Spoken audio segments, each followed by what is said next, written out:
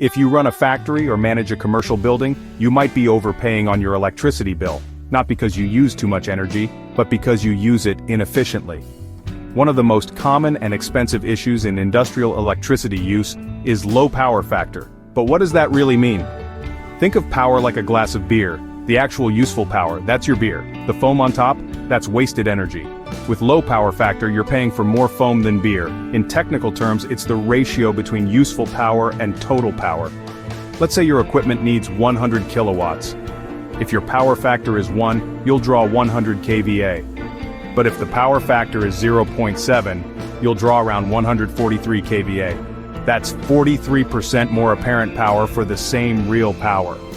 Higher kVA means more current, more losses, and more cost. More current means thicker cables, bigger transformers, and higher losses in the system, and utility companies don't like that.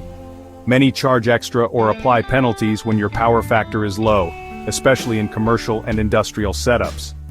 This problem mainly affects factories, malls, hospitals, and other facilities using heavy inductive loads like motors, compressors, and large lighting systems. Thankfully, it's fixable.